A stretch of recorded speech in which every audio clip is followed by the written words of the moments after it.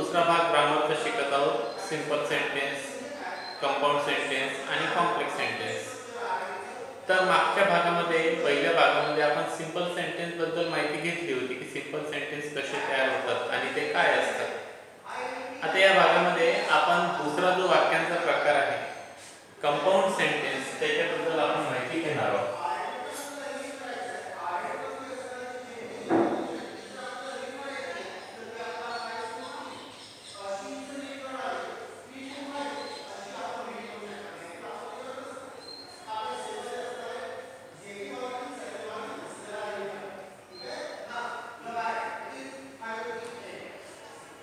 म्हणजेच मिश्र वाक्य. Now listen carefully. A compound sentence has two or more main clauses. आता मेन क्लॉज म्हणजे काय? मुख्य वाक्य. तर कंपाऊंड सेंटेन्स मध्ये दोन किंवा त्याच्यापेक्षाही जास्त मेन क्लॉजेस असतात. म्हणजे दोन किंवा त्याच्यापेक्षा जास्त मुख्य वाक्य असतात. मुख्य वाक्य म्हणजे काय? तर अर्थपूर्ण जे वाक्य असते ज्याच्यामध्ये कर्ता, क्रियापद, कर्म आणि ते वाक्य अर्थपूर्ण असते, त्याला दुसऱ्या वाक्याच्या मदतीची गरज नसते, ते मुख्य वाक्य असते.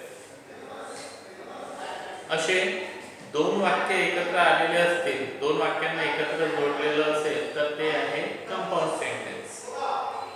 which can stand alone as independent sentence.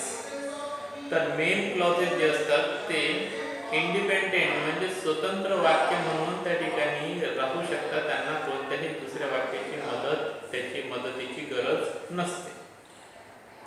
Linked by coordinating. आता कोऑर्डिनेट करणे म्हणजे समन्वय करणे, समन्वय साधणे. Linked by coordinating conjunction. आता कंजंक्शन काय आहे? तर कंजंक्शन हे दोन वाक्यांना एकत्र जोडणारे शब्द आहेत.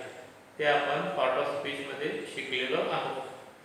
तर हे जे कंजंक्शनचे शब्द आहेत हे वापरून त्या दोन वाक्यांना एकत्र जोडलेलं असते, त्यांची लिंक जोडलेली असते. फॉर एक्झाम्पल म्हणजेच उदाहरणार्थ, इन द सेंटेन्सेस बिलो, खाली दिलेले जे वाक्य आहे, the main clauses are joined by the coordinating conjunction. जे मुख्य क्लॉजेस आहेत, वाक्य आहेत, त्यांना कोऑर्डिनेटिंग कंजंक्शनने जोडलेले आहेत. मग ते कोऑर्डिनेटिंग कंजंक्शन कोणकोणते? उदाहरणार्थ और आहे, बट आहे, एट आहे, अँड आहे, असे अनेक आहेत. और म्हणजेच की, किंवा, बट म्हणजेच पण, परंतु, एक, यद्यपि, किंवा अजूनपर्यंत,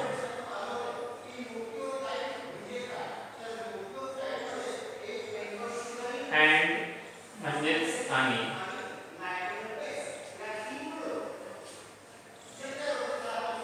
आता इथं उदाहरण दिलेले आहेत. एक पहिलं उदाहरण घेऊ आपण. You can send the packet by courier. You can send the packet bye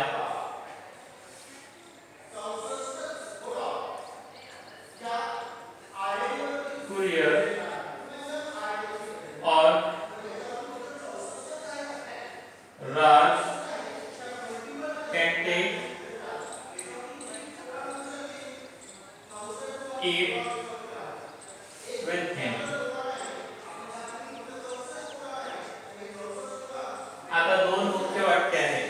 you can send the packet by courier म्हणजे तू कुरियरने ते पॅकेट पाठवू शकतो. और म्हणजे किंवा राज कॅन टेक इट विथ हिम, राज त्याच्यासोबत ते घेऊन जाऊ शकतो. अशा प्रकारे दोन वाक्य एकत्र जोडलेले असतील, और, बट, अँड, एट आणि बाकीचे जे कंजंक्शन आहे जे दोन वाक्यांना एकत्र जोडतात त्यांनी. तर असे दोन वाक्य एकत्र जोडलेले असतील तर त्यांना कंपाऊंड सेंटेन्स असे म्हणतात. आणखी एक उदाहरण घेऊ.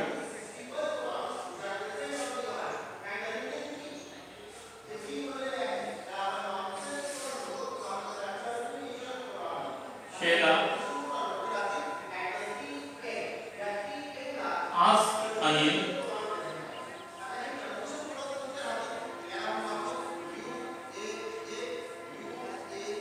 to stay for lunch.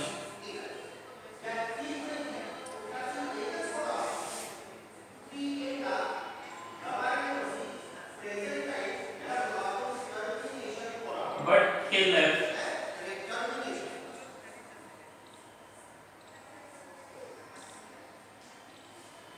आता इथं बघा, शैला asked Anil. शैलाने अनिलला विचारले to stay for lunch. की दुपारचं जे जेवण आहे लंच आहे त्याच्याकरता स्टे कर थांब. पण he left, तो निघून गेला.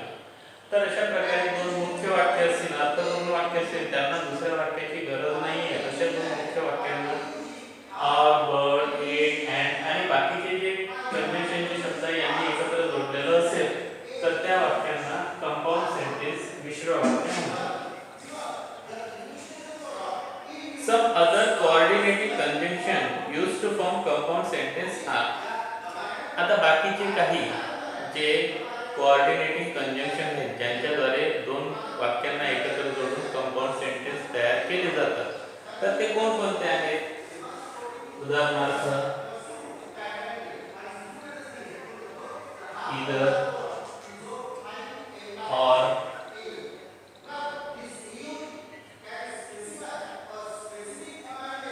neither, nor, still, for, so, still, for, so, therefore,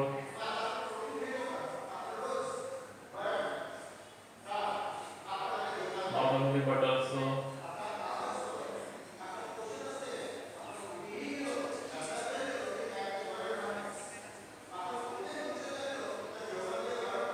nevertheless,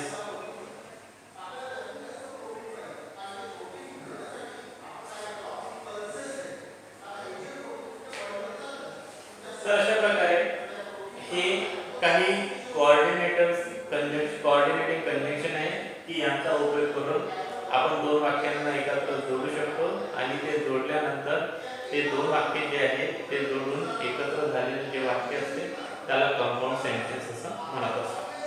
So students, in this way this part ends here. We are going to stop here. Our good day to all of you. Take care all of you. Thank you very much.